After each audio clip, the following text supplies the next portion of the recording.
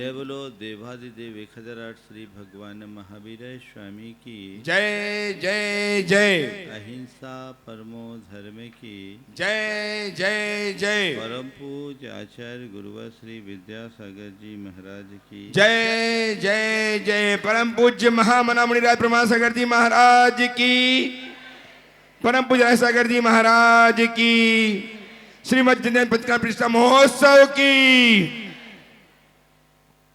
आज आप लोग बड़े आनंदित हैं। आनंदित हो कि नहीं? क्यों हो?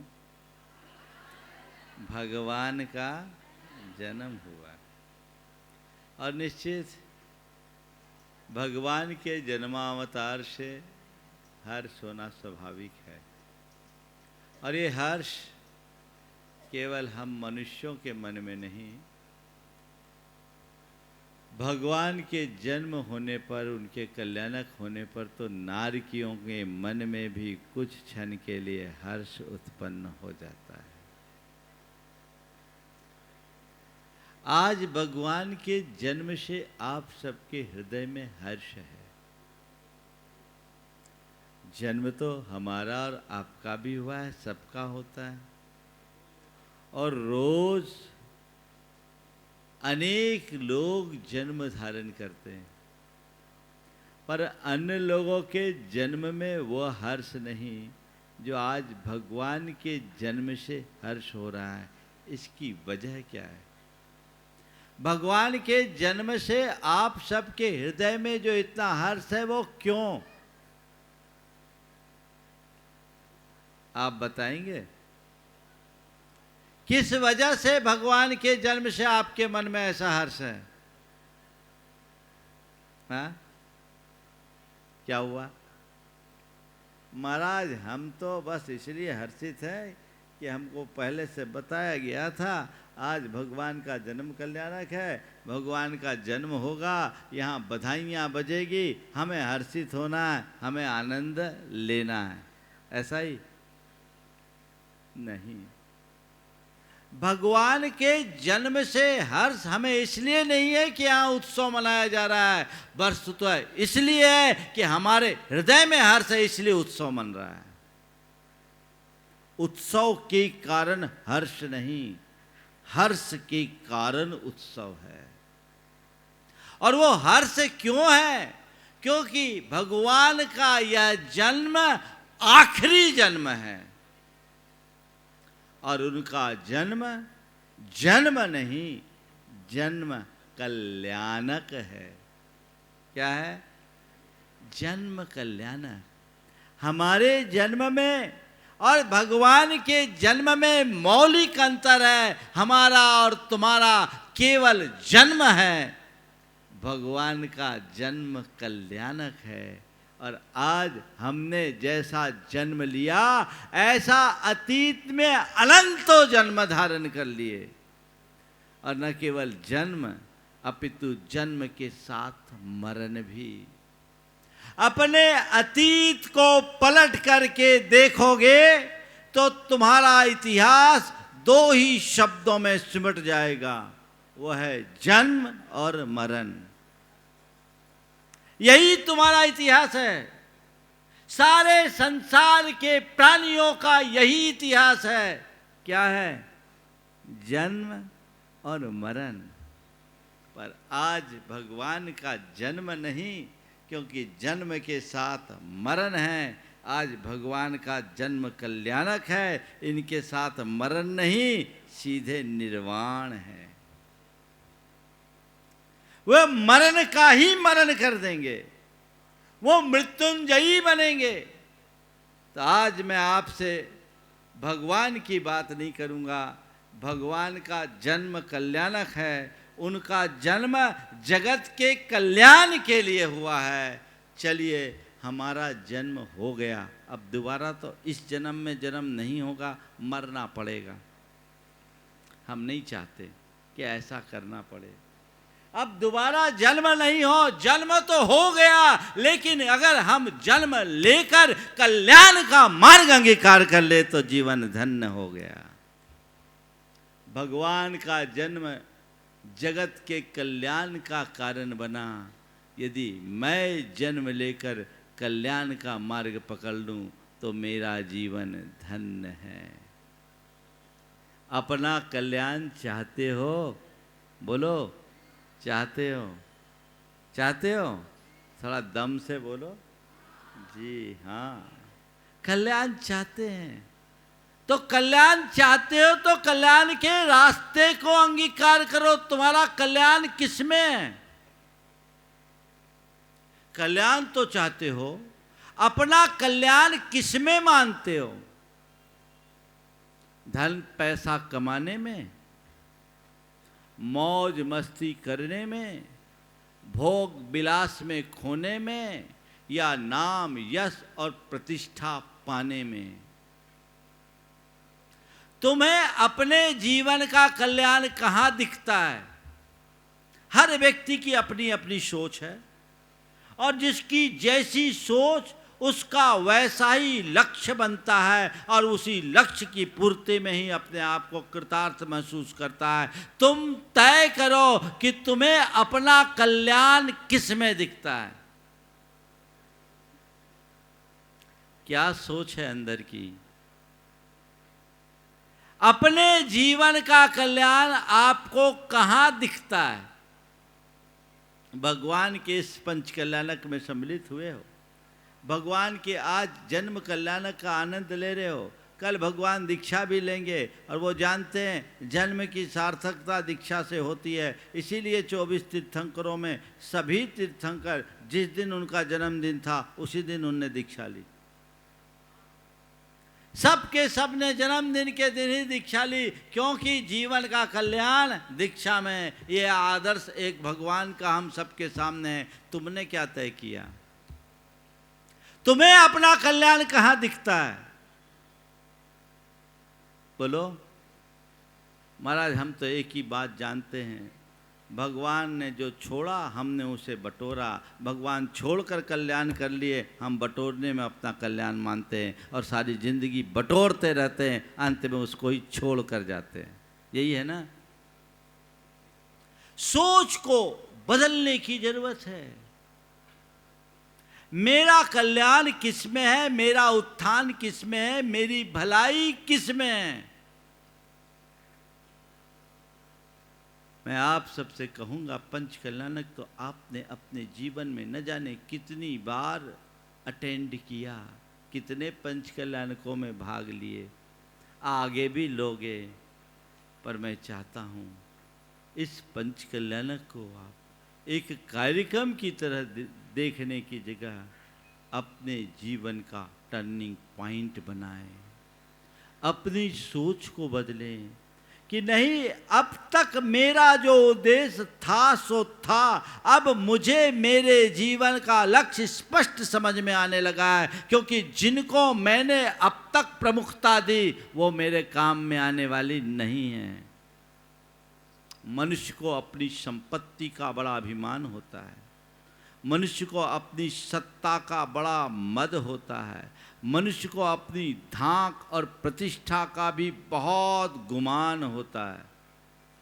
लेकिन सत्ता, संपत्ति, सुयश, संपर्क, संबंध सब धरे रह जाते हैं। एक कर्म का योग ऐसा आता है, अर्श पर बैठा हुआ व्यक्ति फर्श पर आ जाता है। आप लोग तो आए दिन समाचार सुनते ही रहते हैं, सुनते हैं ना? अभी अभी आप कुछ प्रकरण झारखंड में चल रहा है कुछ दिनों से। एक पल में व्यक्ति के सितारे धूमिल हो जाते हैं, कटघरे में आके खड़ा हो जाना पड़ता है। वो दौलत भी किसी काम में नहीं आती, और कई बार तो ऐसा आया कि आदमी के द्वारा कमाया हुआ पैसा ही उसके जी का जंजाल बन जाता है। व्यक्ति को थम करके सोचना चाहिए, विचार करना चाहिए कि आखिर मेरे जीवन का उद्देश्य क्या होना चाहिए। आप पैसा कमाना चाहते हो, कमाइए, मुझे उससे ऐतराज नहीं है। पर ये तय कीजिए कि मैं पैसा क्यों कमा रहा हूं, पहला सवाल, और कब तक कमाना है। आदमी से पूछो तो केवल यही सोचता है कि हम पैसा अपने जीवन के लिए कमाते हैं। कमाइए, जीवन के लिए पैसा कमाना सही समझ में आता है, लेकिन पैसा कमाने में ही जीवन बिता देना कहाँ की समझदारी है। जितना उपयोगी है व्यक्ति उतना संग्रह करे, उतना कमाए, उसमें समय शक्ति लगाए, उसे जीवन के निर्वाह का साधन मानकर स्वीकार करे, तब तक कोई कठिनाई नहीं। लेकिन जब पैसा कमाना ही व्यक्ति का एकमात्र लक्ष्य बन जाता है तो एक दिन इस जिंदगी में हार करके इस दुनिया से जाता है। अंत में उसका शरीर भी बहुत शिथिल हो जाता है, कुछ नहीं कर पाता। जीवन की धारा को मोड़ने का प्रयत्न होना चाहिए। व्यक्ति को सोचना चाहिए कि मेरे जीवन का उद्देश्य क्या है, कल्याण कैसे हो। तो कल्याण का एक ही मार्ग है, वह है धर्म। धन जीवन के निर्वाह में काम आएगा और धर्म जीवन के कल्याण में। निर्वाह बहुत बड़ी बात नहीं है। पशु पक्षी भी अपना निर्वाह कर लेते हैं, लेकिन कल्याण तो विवेक बुद्धि से संपन्न कोई मनुष्य ही कर पाता है। तो कल्याणोन्मुखी बनने की आवश्यकता है। मुझे अपने जीवन का कल्याण करना है, और कल्याण करना है तो जीवन में धर्म को धारण करना ही है। बात संस्कारों की आप सबके बीच चल रही थी। आज मुझे धर्म संस्कार की बात आप सबसे करनी है। धर्म संस्कार, अपने अंतरंग में ध्यान झांक कर देखो, मेरे हृदय में धर्म के संस्कार हैं या नहीं। महाराज जी, धर्म के संस्कार नहीं होते तो इतनी गर्मी में आपके पास थोड़ी आते। मानता हूं आप सब धर्मी हो कि नहीं हो धर्मी हो ना? बिल्कुल है। धर्म के संस्कार भी तुम्हारे अंदर हैं, पर देखो ये संस्कार की ज्योत कितनी प्रखर है। प्रखरता से जल रही है या मंद होते जा रही है। धर्म के संस्कार को सदैव प्रज्योतित रखना चाहिए। वो ज्योत हमेशा जलती रहनी चाहिए। अभी संस्कार तुम्हारे अंदर है, कुछ की ज्योत प्रकट हो रही है और कुछ की ज्योत धूमिल है। ये पंच कल्याणक प्रतिष्ठा महोत्सव जैसे महान आयोजन हमारे संस्कारों को उद्दीप्त करने का एक साधन ही है। जिनकी ज्योति मंद हो रही है उसे और अधिक प्रज्वलित किया जाए, और जिनकी ज्योति धूमिल पड़ी है उसमें थोड़ी फूंक मारी जाए। जैसे राख से ढकी अग्नि दिखती नहीं है, पर थोड़ी फूंक मार दी जाए तो फिर से प्रज्वलित हो जाती है। पंच कल्याणक के माध्यम से यदि तुमने अपने संस्कार की ज्योति को प्रज्वलित कर लिया तो उसके आलोक में अपने जीवन को प्रकाशित करने का श्रेय प्राप्त कर पाओगे और अपने जीवन का कल्याण कर सकोगे। अभी धर्म के संस्कार तो हैं, लेकिन जितने संस्कार धर्म के हैं उससे कहीं ज़्यादा दुनियादारी के हैं। धर्म के संस्कार मंद पड़ते जा रहे हैं और दुनियादारी के संस्कार दिनों दिन बढ़ते जा रहे हैं।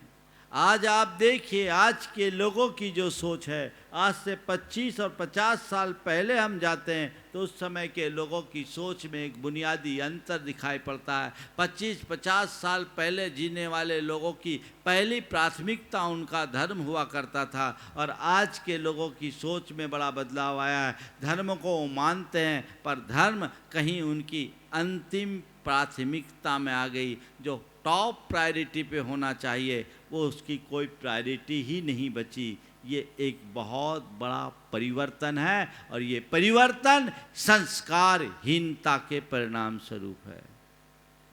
जिसे हमें प्रमुखता देनी चाहिए वो गौण होता जा रहा है, और जिसे गौण रखना चाहिए वो प्रमुख होता जा रहा है। जिसे सिर पर रखना चाहिए वो पाँव में आ रहा है, और जो पाँव में रखने योग्य है वो सिर पर बिठाया जा रहा है। मैं आपसे पूछता हूँ, लोक में पैरों में रखने वाली वस्तु को कभी सिर पर रखने का प्रयास करते हो? और सिर पर रखी जाने वाली वस्तु को कभी पैरों में रखते हो? नहीं रखते ना। आपके सिर पे टोपी होती है, पाँव में जूतियाँ होती हैं। टोपी आपके आन मान सम्मान का प्रतीक होता है। वो साधारण टोपी भी हो तो उसे खूंटी पर टांग के रखा जाता है, ज़मीन में नहीं। हालांकि आजकल तो लोगों की टोपियाँ ही ख़त्म हो गई। अब टोपी पहनते कम है, पहनाते ज़्यादा हैं और उछालते भी ज़्यादा हैं। आज टोपी पहनाने वाले और टोपी उछालने वाले लोगों की भरमार है, टोपी पहनने वाले नहीं। पर हमारी संस्कृति टोपी पहनने की है। टोपी पहनने का मतलब ही कुल यह है कि अपने आन मान मर्यादा को बचाए और बनाए रखने का, अपनी गरिमा को बनाए रखने का संकल्प हमारे साथ प्रकट हो। वो छूट गया, चलिए, लेकिन फिर भी कभी टोपी पहनी जाती है तो सिर पे ही पहनी जाती है। सिर पे पहने जाने वाली टोपी को सम्मान के साथ रखा जाता है। और जूतियाँ कितनी भी कीमती हो, जूती को देहरी के बाहर उतारा जाता है, अंदर नहीं। देहरी के बाहर, दरवाजे के बाहर, अंदर नहीं। जूतियां देहरी के बाहर ही स्थान पाती है, अंदर नहीं। ये बात अलग है, अब तो सब जगह आने लगी। हाँ, अब सब जगह आने लगी। एक बार लोगों ने कहा कि महाराज जी आजकल तो लोग खाना खाने में भी जूता चप्पल पहन लेते हैं। बोले क्या कहें, लोग जूते के साथ ही खाना पसंद करते हैं। खाना भी पसंद करते जूतों के साथ, तो उनको हम क्या कहें भैया, जूते ही खाना है तो खाओ, हमें क्या खाना। ये तुम्हारी अपनी चॉइस है, उससे मुझे कोई लेना देना नहीं। महाराज कह रहे यहाँ नहीं हो रहा, यहाँ तो व्यवस्था तगड़ी है, अच्छी व्यवस्था है। अभी नहीं बोलूँगा अच्छी, 3 दिन बाकी, अभी गड़बड़ हो जाएगा बोल लेने। क्योंकि अनाज की प्रशंसा तब तक नहीं करनी चाहिए जब तक हजम ना हो जाए, है ना। अभी बोल दूंगा तो रामगढ़ वाले ज़्यादा फूल जाएंगे तो गड़बड़ हो जाएगा।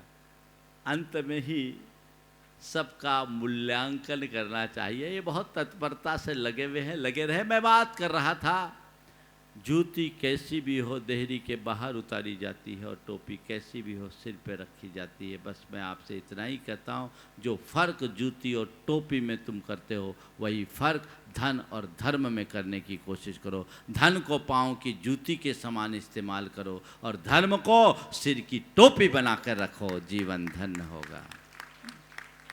धन का स्थान सिर की टोपी, धर्म का स्थान सिर की टोपी जैसा हो, और धन का स्थान पाँव की जूतियों जैसा हो। ये तुम्हारी सोच में आ जाए तो तुम्हें कुछ कहने की जरूरत नहीं पड़ेगी। कई तरह के लोग हम लोगों के संपर्क में आते हैं। धार्मिक लोग भी होते हैं और अधर्मी लोग भी होते हैं। मैं अधर्मियों की बात नहीं करता, क्योंकि उनका कंसेप्ट ही अलग है। उनकी दृष्टि में धर्म का कोई बहुत ज़्यादा मूल्य नहीं, महत्व नहीं। ऐसे लोग कदाचित धार्मिक कार्यक्रमों में आ भी जाते हैं तो धर्म के कारण कम, सामाजिक पहचान बनाए रखने के कारण अधिक। मैं उनकी कोई चर्चा नहीं करता, क्योंकि धर्म हमारे सोच से विकसित होता है। जिसकी सोच में धर्म है वही सच्चे अर्थों में धर्मात्मा हो सकता है और अपने जीवन को आगे बढ़ा सकता। जिनके लिए इनका कोई महत्व नहीं, उनसे चर्चा करने का भी कोई औचित्य नहीं। लेकिन मैं उनकी बात करता हूँ जो धर्म को श्रेयस्कर मानते हैं, धर्म के औचित्य को स्वीकार करते हैं और धर्म की बात करते हैं। उनसे मैं कहता हूँ वो धर्म तो करते हैं, लेकिन धर्म के प्रति जैसी प्रगाढ़ रुचि होनी चाहिए वैसी नहीं रखते। धर्म संस्कार यदि प्रबल होंगे तो तुम्हारी धर्म रुचि उत्तरोत्तर बढ़ेगी, बढ़ते ही जाएगी, और वो बढ़नी चाहिए। देखो मेरे हृदय में धर्म की रुचि क्या है। जिनकी धर्म रुचि प्रगाढ़ होती है उनके लिए धर्म के अलावा कुछ नहीं लगता। अगर धर्म का कोई काम आ जाए सब काम गौण। और जिनकी धर्म रुचि थोड़ी मंद होती है उनके लिए अगर कोई धर्म का काम भी आए तो देखते हैं अभी मैं इधर इंगेज हूँ, अभी इधर इंगेज हूँ, देखता हूँ समय निकलता है कि नहीं निकलता, कर पाऊँगा कि नहीं कर पाऊँगा। बड़ा अंतर है, अलग अलग सोच। मेरे संपर्क में एक सज्जन है, बहुत संपन्न है, लेकिन सोच, छोटा सा परिवार है, ज़्यादा उम्र नहीं। धर्म का कार्य आए तो सब कुछ वारने को तैयार।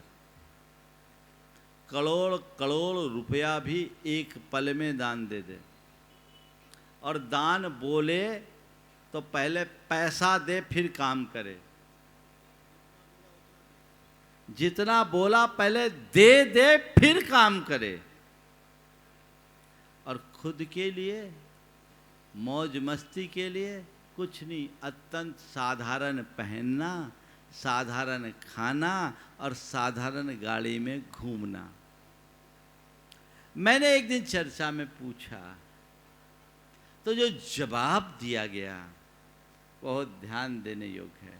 उन्होंने कहा, महाराज हम लोग पाप करके पैसा कमाते हैं और कमाया हुआ पैसा पाप में लगाएं तो आत्मा में दाग बढ़ेगा या घटेगा? हम दाग बढ़ाना नहीं चाहते, दाग मिटाना चाहते हैं। इस मनुष्य जीवन को निरर्थक करना नहीं चाहते।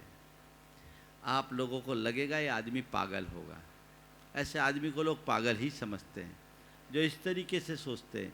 एक बार किसी ने कह भी दिया कि महाराज ये आदमी पागल है। मैंने कहा ठीक कहते हो, हर पागल को दूसरा आदमी पागल ही दिखता है, होगा उसे सब पागल दिखेंगे।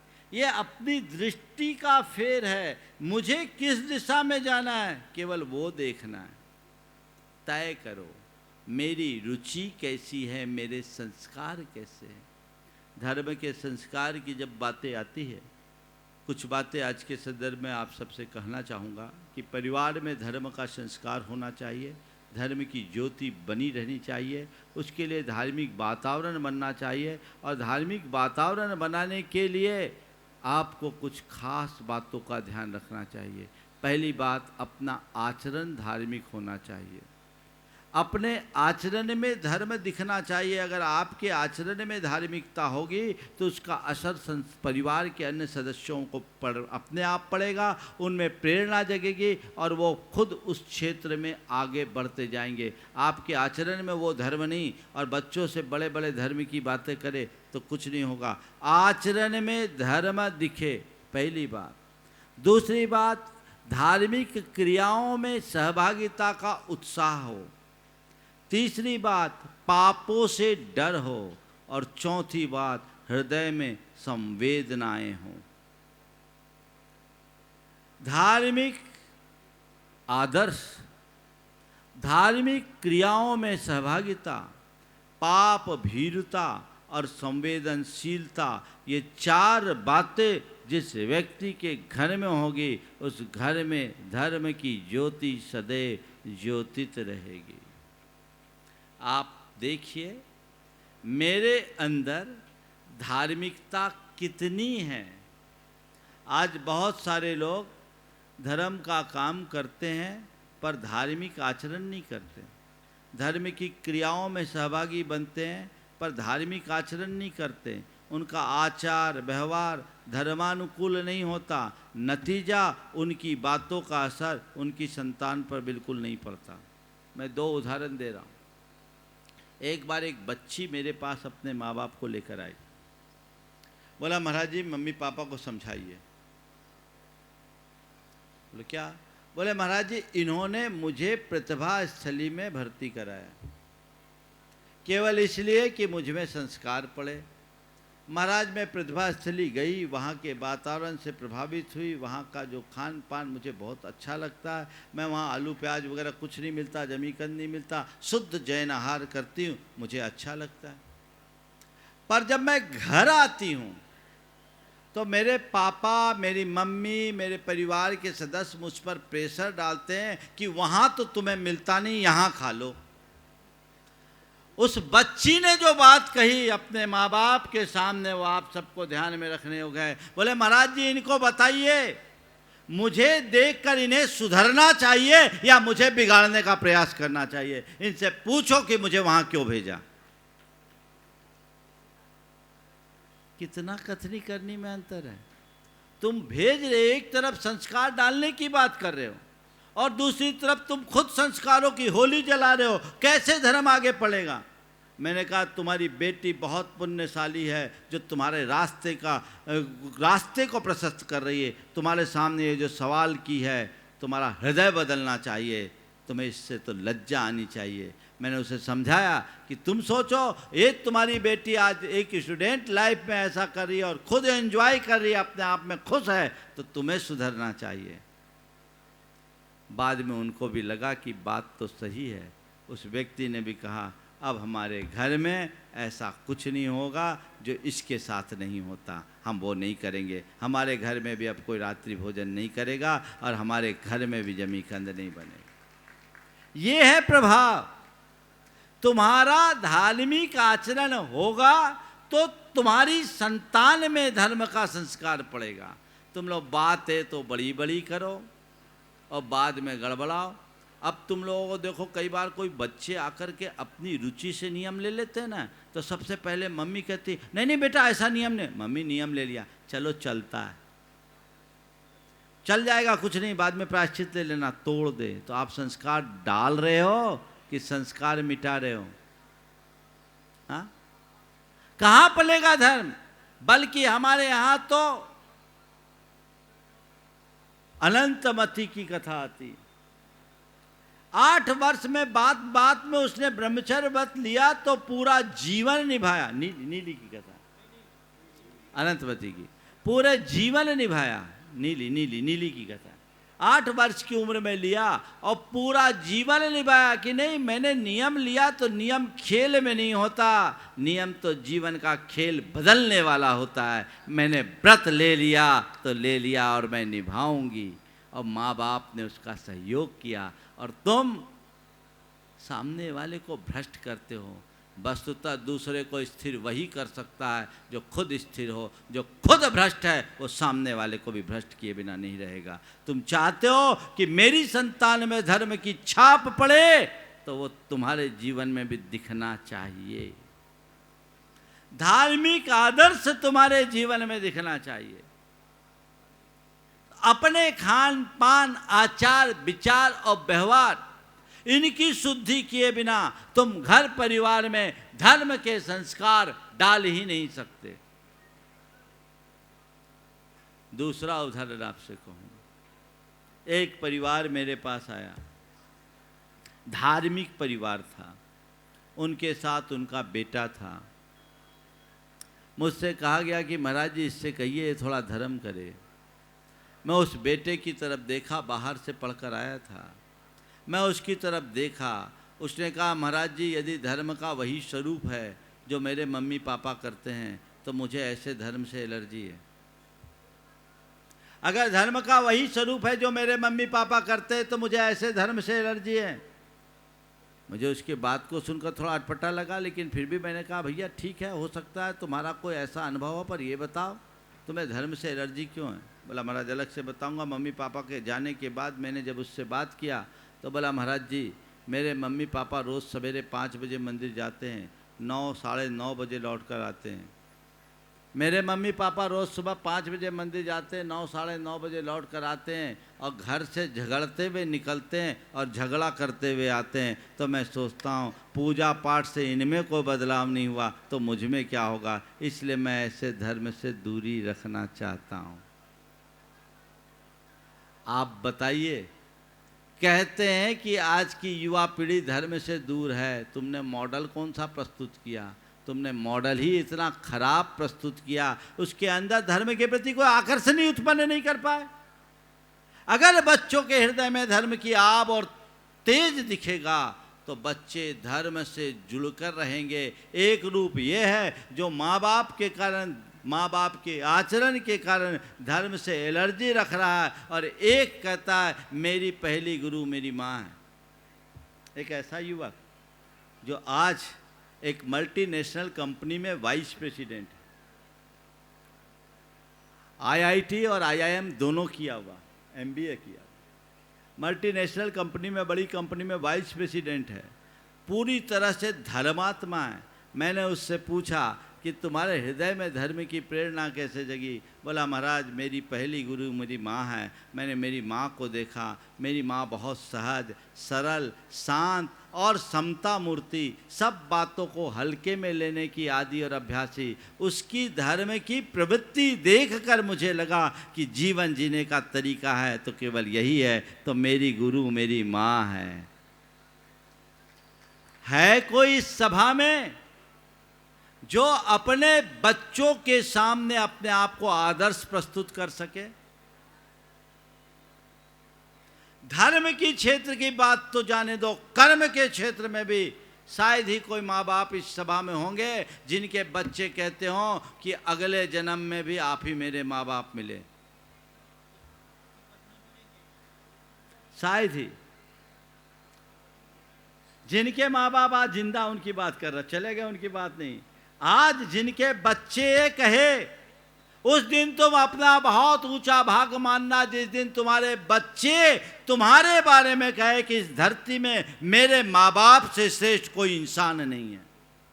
समझ लेना तुम्हारा 7 जन्म का पुण्य आकर के फल गया है, क्योंकि ऐसा रोल मॉडल ही नहीं है। ज़्यादातर क्या निकलता है, मेरा बाप बड़ा खड़ूस है और माँ बड़ी खचड़ी है। तुमने अपने आप को प्रस्तुत ऐसे किया, अपने स्वभाव और बर्ताव में जब तक बदलाव नहीं आएगा तब तक जीवन का रस कैसे आएगा? तो धर्म का संस्कार धार्मिक आदर्श स्थापित करने से प्रकट होगा। धार्मिक कार्यों में सहभागिता भी होनी चाहिए, अपने आचरण और व्यवहार में करो, और समय समय पर ऐसे धार्मिक समारोहों में स्वयं जाओ और अपने बच्चों को लेकर जाओ। आप लोग क्या करते हो? धार्मिक कार्यों में होता है तो बच्चे को तो बिजी रखते हो, खुद आ गए, सम्मिलित हो गए और चले गए। अब जब बच्चे पढ़ लिख कर आए, उनसे कहो तो उनको इनमें रुचि नहीं लगती, और आप अपना सिर पकड़ते हो, क्या करें, मेरा बेटा सुनता ही नहीं, वो धर्म करता ही नहीं, वो धर्म से दूर है, कई कहते वो तो नास्तिक है। अरे तुमने उसको रस कहाँ लगाया? मैं हर व्यक्ति से कहना चाहता हूँ, आप चाहते हो कि आपकी आने वाली संतान, आपकी भावी पीढ़ी धर्म मार्ग से लगे रहे, तो पेट से ही उसे धार्मिक संस्कार देना शुरू करो और धार्मिक समारोहों में उसकी सहभागिता दिलाओ। आप खुद मत आओ, परिवार के साथ आओ, ताकि बच्चों को भी प्रेरणा मिल सके और उन्हें ये पता लग सके कि मैं किस परिवार का सदस्य हूँ, मेरे बाप बाप का समाज में क्या स्थान है। तब तो वो अपनी मर्यादाओं की रक्षा करेगा। जब तक तुम्हारी इस दुनिया से उसका परिचय नहीं होगा तो वो अपनी ही दुनिया में जिएगा, फिर तुम्हारे नियंत्रण से सब कुछ बाहर हो जाएगा जो नहीं होना चाहिए। सहभागिता दीजिए, खुद धार्मिक कार्यों में शामिल होइए और लोगों को धार्मिक कार्यों में सम्मिलित कीजिए, और केवल कार्यक्रम के हिसाब से नहीं, उस आयोजन के प्रयोजन को आत्मसात करते हुए आध्यात्मिक दृष्टि और धारणा से जुड़ते हुए कीजिए। देखिए जीवन में कितना बदलाव आता है। तीसरी बात है, पाप से डरिए। पाप किसी को माफ नहीं करता। सबके आंखों में तुम धूल झोंक सकते हो, कर्मों की आंखों में नहीं। हमेशा अगर तुम्हारे हृदय में पाप से डर होगा, अपने आप धर्म की तरफ जुड़ोगे। पाप भीरुता के अभाव में सच्ची धार्मिकता प्रकट हो ही नहीं सकती। वो डर अंदर होना चाहिए। डर का मतलब ये नहीं कि घबरा के भाग जाओ, पाप के प्रति सतर्क हो, पापात्मक प्रवृत्तियों से अपने आप को बचाओ, और पाप नहीं करना, अधर्म नहीं करना ही सबसे बड़ा धर्म है, ये पहली बात ध्यान में रखना। और वो तभी बचोगे जब तुम्हारे हृदय में पापों से डर होगा। 24 घंटे जो कर्म करते हो उस समय तुम्हें कभी ऐसा आभास होता है कि इससे कोई कर्म भी बंध रहा है और ये कर्म कल मेरे सिर पर हावी होगा तो मेरी हालत पस्त हो जाएगी, कभी लगता है? मनुष्य की बड़ी दुर्बलता है, वो कर्म करते समय कुछ नहीं सोचता, जब कर्म का फल पक कर सामने आता है तो कहता है हे भगवान ये कौन सा कर्म आड़े आ गया, किसी दूसरे का नहीं है, तुम्हारा ही है, तुम्हारी ही करनी है, सावधान हो, अपने आप को बचाओ, अपनी प्रवृत्तियों के प्रति जागरूक रहो। 24 घंटे आज तुम्हारे पास सारे सुख संयोग है, सारी अनुकूलताएं हैं, ये निश्चित तुम्हारे किसी पुण्य का प्रतिफल है। ये इस बात का प्रमाण है कि तुम बहुत ज़्यादा संचित लेकर आए हो, पर संचित लेकर तो आए हो, अर्जित क्या कर रहे हो, पुण्य या पाप? किसे अर्जित कर रहे हो? अपने समय, अपनी शक्ति और अपने संसाधनों का सदुपयोग करोगे तो ये मान करके चलना तुम नवतर पुण्य को अर्जित कर पाओगे, और उन्हें केवल पापों में लगाओगे तो सारा पुण्य खपाओगे, उल्टा पाप कमाओगे, बैलेंस शीट उल्टी हो जाएगी। एक दिन जीवन की कहानी खत्म हो जाएगी, आज सेठ हो कल भिखारी बनोगे, कोई भरोसा नहीं। ये मत सोचना कि आज जो सड़क पर भिखारी बने फिरते हैं वो कोई निश्चित जीव है, जन्म जन्मांतरों तक भिखारी बनने के लिए अभिशप्त है। हो सकता है आज जो सड़क पर भिखारी बन करके चल रहा है, कल अतीत में किसी जन्म में वो तुमसे भी बड़ा सेठ रहा होगा और आज भिखारी बना है। तो आज कल का सेठ आज भिखारी बन सकता है, तो आज का सेठ भी कल भिखारी बन सकता है, इसमें कोई संशय नहीं, क्योंकि अंदर से कंगाल होगा तो उसको तो भिखारी बनना ही पड़ेगा। अपने आप को जगाओ, अपनी चेतना को जगाओ और सोचो कि आखिर मैं क्या कर रहा हूं और मुझे क्या करना चाहिए। जब तक अंतरंग में ऐसी समझ विकसित नहीं होगी तब तक धर्म की ललक भी उत्पन्न नहीं होगी। अंदर जग जाए तो जीवन तर जाए। मैं एक स्थान पर था, एक परिवार जो वहाँ का सेठ परिवार था, एक जमाने में आधा शहर उस व्यक्ति का होता था। समय बदला, संपत्ति बेच बेच के बर्बाद की, मंदिर की दीवार से उसके घर का दीवार लगी, उसके घर में कुआं था, उसी पानी से मंदिर में अभिषेक होता था, दरवाजा मंदिर में खुलता था। वो आदमी कभी धर्म नहीं करता, घर में जुआ खेलना और खिलाना उसका धंधा था, रोज ऐसे ही काम चलता था। हमारा चातुर्मास हुआ, एक भी दिन झांकने नहीं आया, लेकिन जब किसी की होनहार अच्छी होती है, बुद्धि पलटती है। एक रोज हमारा केशलोच हो रहा था, और वो कहाँ से किसकी प्रेरणा से आ गया पता नहीं, केशलोच देखे और रोए, केशलोच देखे और रोए, उसका हृदय परिवर्तन हो गया। और उसने कहा बाद में, महाराज आज मेरा मन मुझे कचोट रहा है, मुझे लग रहा है मैंने अपने 75 साल की जिंदगी व्यर्थ कर दी, धिक्कार है मुझे। आप बाजू में रहे, दुनिया भर के लोग आपके पास आए, पर मैं कैसा अभागा कि आज से पहले आपके पास नहीं आ पाया। आज यहाँ आने के बाद जो सुखद अनुभूति मुझे हो रही है, मैं उसको आपको शब्दों में नहीं बता सकता, आंखें भरी हुई है। बोले मुझसे बहुत लोगों ने कहा, पर मैं कभी आना ही पसंद नहीं किया, पर आज यहाँ आने के बाद मुझे दिख रहा है कि जीवन का ये भी कोई रूप है, और मैंने कितना खोया, मैंने सब बर्बाद ही किया, कुछ नहीं किया। एक सेठ परिवार जिसका आधा शहर होता था, उस समय तक 1-2 मकान ही बचे थे, सब बर्बाद हो गया। अब जो पाप में लगेगा बर्बाद तो होगा ही होगा। बर्बाद हो गया था। फिर उस व्यक्ति का हृदय परिवर्तन हुआ, उसने संकल्प लिया, त्याग किया। दूसरे दिन हमारा पिछी परिवर्तन था और फिर उसके बाद हम लोगों को बिहार हो गया। चौथे दिन बाद मालूम पड़ा वो आदमी मर गया, लेकिन भगवान का दर्शन करके मरा, उसका जीवन तर गया, वो धन्य हो गया, संस्कार जाग गए। 75 साल की उम्र तक जो भगवान के बाजू में रह कर के भी भगवान से दूर रहा, क्योंकि उसको कुछ समझ नहीं थी। जब समझ आई तो रास्ता बन गया। मैं आप सबसे कहता हूँ, किस व्यक्ति का जीवन कब कौन सा करवट ले ले कहा नहीं जा सकता, इसलिए समय रहते सावधान हो जाओ। अपने जीवन के प्रति जागरूक रहो। कल तुम्हारे जिंदगी की क्या कहानी हो गई कोई पता नहीं। थोड़ी देर के लिए सोचो, आंख बंद करो, अभी तुम्हारी मृत्यु हो जाती है तो तुम्हारा क्या होगा।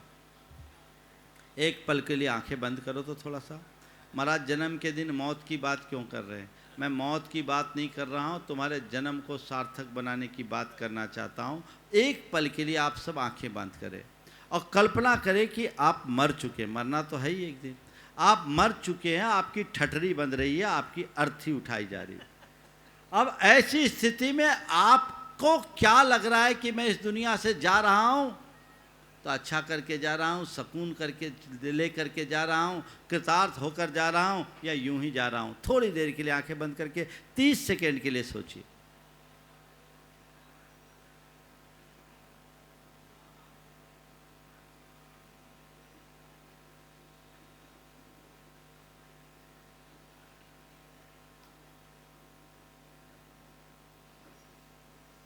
ओ, कितने लोगों को ऐसा लग रहा है कि नहीं, मैं अपना अध्याय अच्छे से पूरा करके जा रहा। एक हाथ उठा है, 2 हाथ उठा है, 3-4 हाथ उठे, है ना। अब धीरे धीरे एक दूसरे को देख के उठा रहे। मैं आपको एक घटना बताता हूँ। अल्फ्रेड नोबल का नाम तो आपने सुना, जिनके नाम से नोबल प्राइज जगत में प्रसिद्ध हुआ। वो व्यक्ति डायनामाइट का आविष्कारक था। एक रोज एक समाचार छप गया अखबार में गलती से, नहीं, वो उसने खुद सोचा कि मेरे मरने के बाद लोग मेरे बारे में क्या सोचेंगे। तो उसने एक विज्ञप्ति जारी करा दी कि अल्फ्रेड नोबल मर गया। अब क्या, अगले दिन अखबारों की हेडलाइन बनी, मौत का सौदागर हमेशा के लिए सो गया। ये समाचार पढ़ते ही वो अंदर से हिल गया कि आखिर मैंने अपने जीवन में क्या कमाया। मेरे जाने के बाद लोग मुझे मौत का सौदागर के नाम से पहचानेंगे, धिक्कार है मुझे। अब बदलाव आना चाहिए। और तब उसने अपनी सारी संपत्ति को शांति के कार्य में लगाने का संकल्प किया और नोबल प्राइज की स्थापना की। ये है बड़ा परिवर्तन। कोलकाता का बेलगछिया का मंदिर सेठ हुलासी राम ने बनाया। उनके बारे में मैंने सुना, मुझे बताया गया कि वो बड़े विलासी प्रवृत्ति के व्यक्ति थे। उनके किसी हितैषी ने उनसे एक दिन कहा कि जीवन में बहुत पाप किया है, ऐसे ही मर जाएगा, अपनी संपत्ति का उपयोग कर लो, कुछ अच्छा काम कर लो, भगवान का मंदिर बना लो, तर जाएगा। हुलासी राम को बात समझ में आ गई। उसने अपना द्रव्य खोल दिया, खजाना खोला और बेलगछिया का इतना बड़ा मंदिर बना लिया जिसकी आज कोई कल्पना नहीं कर सकता। हुलासी राम भले मर गया पर मर करके भी अमर हो गया। उसने अपने जीवन का उद्धार कर लिया। उसे समझ में आ गया कि कल मैं मर जाऊंगा तो बिलासी बन करके मरूंगा। अब हुलासी राम बिलासी नहीं, भगवान के चरणों का दास बन करके जी रहा है। मर करके भी अमर हो गया। हुलासी राम ने अपने वंशजों को जो संपत्ति सौंपी होगी उनका कोई अता पता नहीं। कुछ लोग आए भी थे मेरे पास कोलकाता में, पर बहुत साधारण। लेकिन हुलासी राम ने जो परमार्थ में अपना द्रव्य लगाया, उसने उसे अमर बना दिया। लगभग 200 वर्षों का इतिहास आज उसका उदाहरण बना है। मैं आप सबसे केवल यही कहना चाहता हूँ, एक प्रेरणा अपने मन में जगाओ। अतीत व्यतीत हो गया, उससे कुछ सीख लो और वर्तमान में ऐसा कुछ करो कि तुम्हारा भविष्य सुंदर बन सके और अपने जीवन के पथ को ठीक तरीके से अच्छा किया जा सके। चौथी बात, संवेदनशीलता हमारे हृदय में होनी चाहिए। हमारा धर्म ही दयामय है। अगर व्यक्ति के हृदय में संवेदना होगी तो उसके खान पान, आचार विचार में और व्यवहार में अपने आप सात्विकता आएगी। आज लोगों को कुछ कहा जाता है, ये छोड़ो वो छोड़ो, तो कई लोग बोलते हैं जैन धर्म में तो केवल छोड़ने की बात है। मैं कहता हूँ जैन धर्म कुछ भी छोड़ने की बात नहीं करता। जैन धर्म तो हर आदमी को अपनी आत्मा से जोड़ने की बात करता है। तुम अपनी आत्मा से जुड़ जाओगे, औरों की आत्मा का अस्तित्व समझ में आ जाएगा, तुम्हारे हृदय में संवेदना जागेगी, तुम्हें कुछ छुड़वाना नहीं पड़ेगा। जो छोड़ने योग्य है वो खुद छूट जाएगा और जो पकड़ने योग्य है उसे तुम पकड़ लोगे। अंदर की संवेदना जगे बिना कुछ नहीं होता। हिंसा से बचना मेरा धर्म है, ये गांठ में बांध कर रखो और जितना बन सके अपने आचार विचार और व्यवहार को अहिंसामय बनाने के लिए तत्पर हो जाओ, ताकि हम अपने जीवन को सुंदर बना सके, बेहतर बना सके, अच्छा कार्य कर सके। इस पुनीत भाव के साथ मैं यहीं पर विराम ले रहा हूँ। बोलिए परम पूज्य आचार्य गुरुवर श्री विद्यासागर जी महाराज।